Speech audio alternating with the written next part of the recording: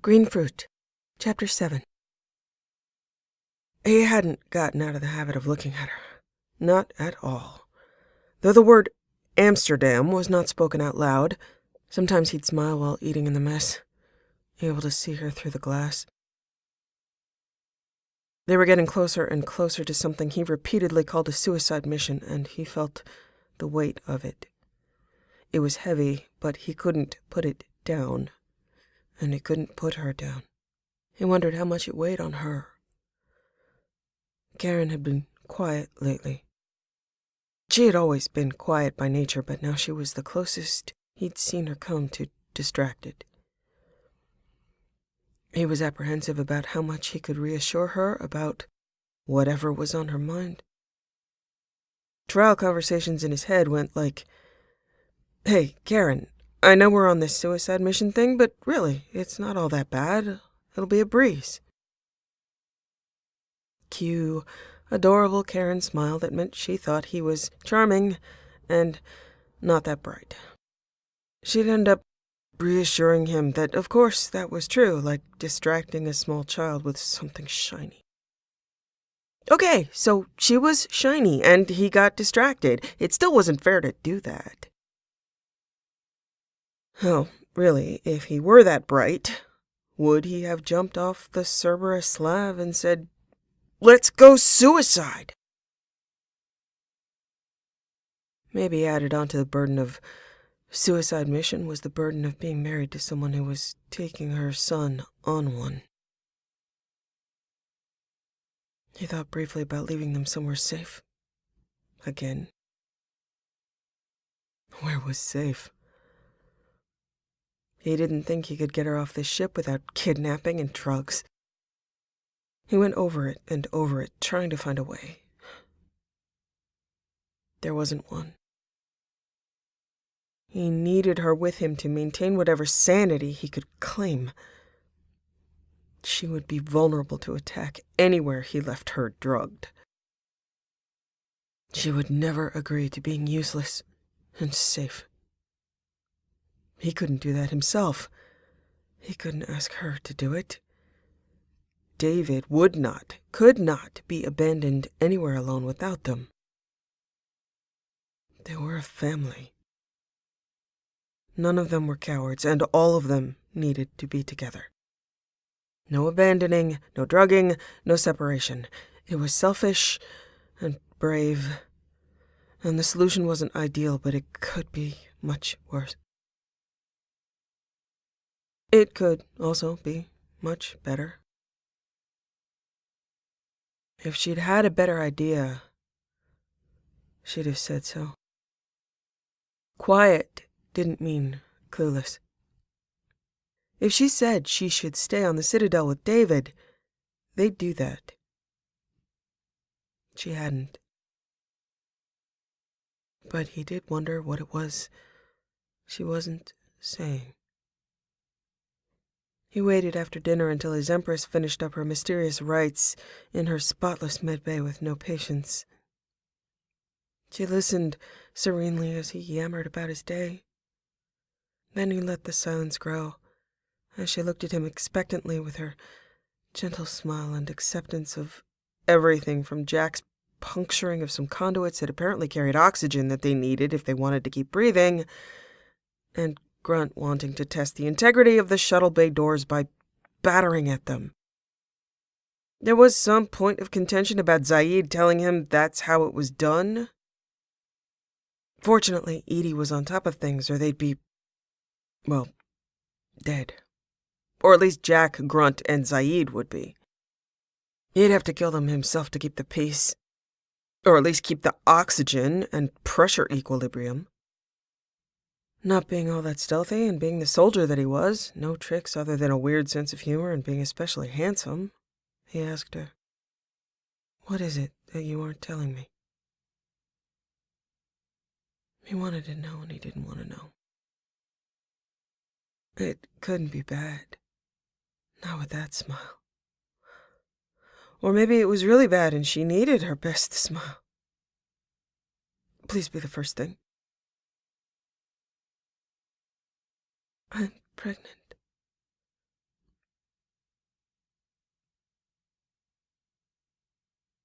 No, really, that's all his brain had. His knees were weak, so he went with it, dropped to them, and hugged her around the waist. With his ear against her stomach, he said, "Right here? The kind of baby that grows right here? Why wouldn't you tell me that? That's the best news I've ever heard since you said you consented to being shamed into marrying me." The first trimester has risks. It has only been 2 months, and in a woman of advanced maternal age.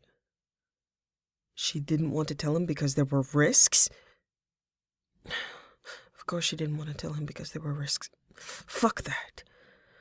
He stood up, once again glad to be taller than she was, holding off on cataloging his reactions for her by first clarifying. Okay. Risks to you? No. Okay. Fractional mom. It's risky. I can appreciate you wanting to spare me from the results of those risks, so thank you for that. But don't do it again because there's that married to me thing. I'm the father of our fractional children, and I want to be there for every step of parenthood. There's the making part, then the bearing the risks part, and that we do together. Somewhere in there is me dressing them up in funny clothes, but that comes later. As for the rest, all I need to know is that the descriptor for you, yet again, is advanced. You are advanced, so I've already stated my wish for 16 kids, at least. Do you accept the risks for having one to start? Do you want a baby? Very much so. Oh, good, because as far as teamwork goes, I can help with the launch party, but can't do the rest.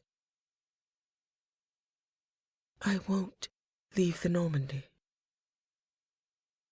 At that he smiled. You have been in more war zones than I have, taken more risks to care for the wounded than I have taken in making wounded. That is your call. I won't change my mind. And I won't change it for you. As consequences for my actions go, baby is the best I have going for me. You're the best thing I have going for me, Karin. And then she cried, and he held her, eyes closed, wanting to cry along with her. A baby.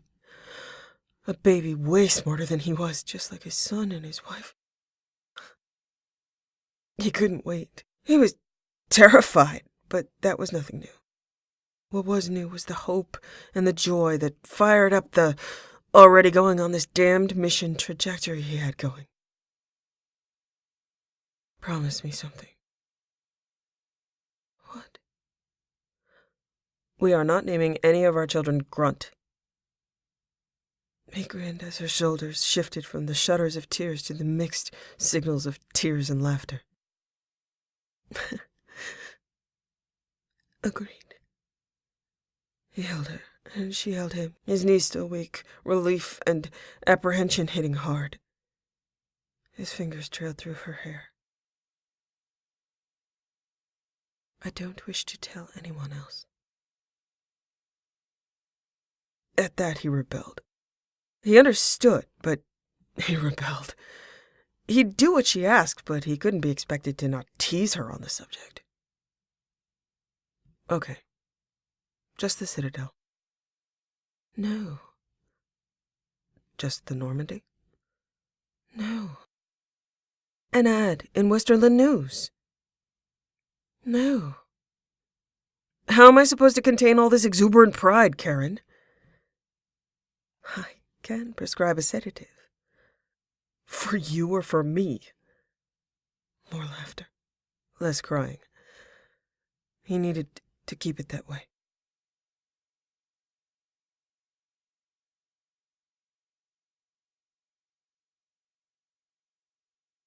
Moya sat at his habitual place in the mess.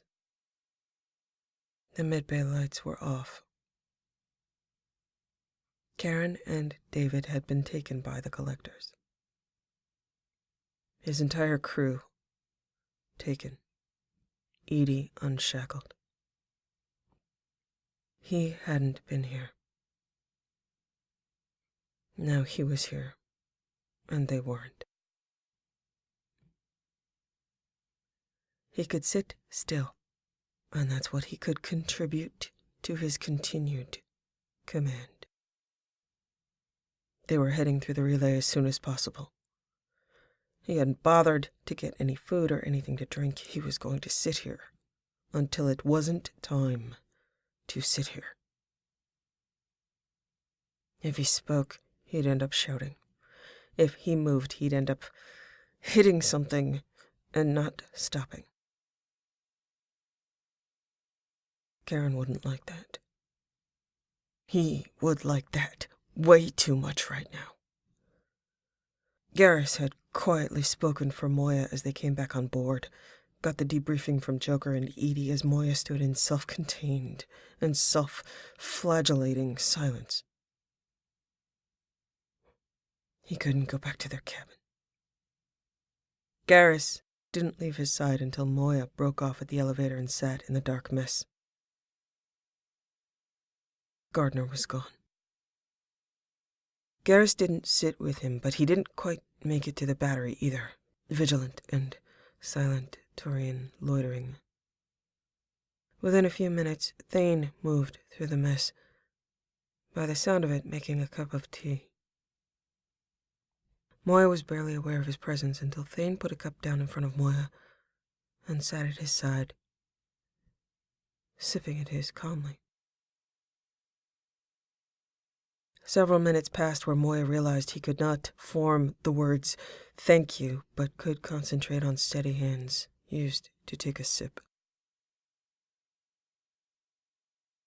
Thane did not speak. Moya thought of Garrus, who had lost his squad and half his face in one day. No chance of getting them back. Moya thought of Thane, who had lost his wife to torture and his son to distance and grief. No chance of getting his wife back, his son alienated. Grunt and Jack with no family and no hope of finding any. Zaid with his betrayal and scars. Going through the roster. Every member of this ship. And they all found reasons to silently move through the mess, keep watch over him through the hours he could not speak to them, for them, or with them. The hours he spent trying not to make things worse. When it was time to go, Thane still at his side, Garrus put his hand on Moya's shoulder. Gray eyes met understanding and lethal blue.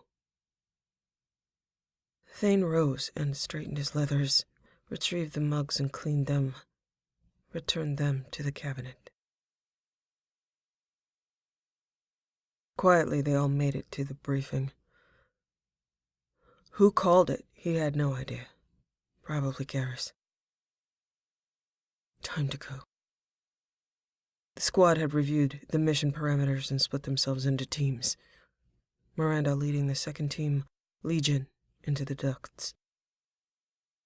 Garrus and Thane with Moya.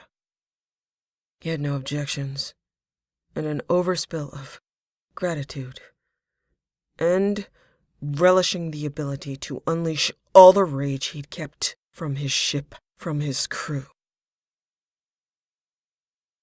On the way out, grins and elbows nudged in still silence, there was a handwritten sign, scribbled out in red, misspelled angry lines and painstakingly retraced where necessary in such depth that the paper was torn around some words. This way to Karin and David, Commander Chakwas. There were signs all the way to the shuttle, every few feet. Grunt looked particularly guilty and proud. Now Moya didn't need to speak because he might in fact cry.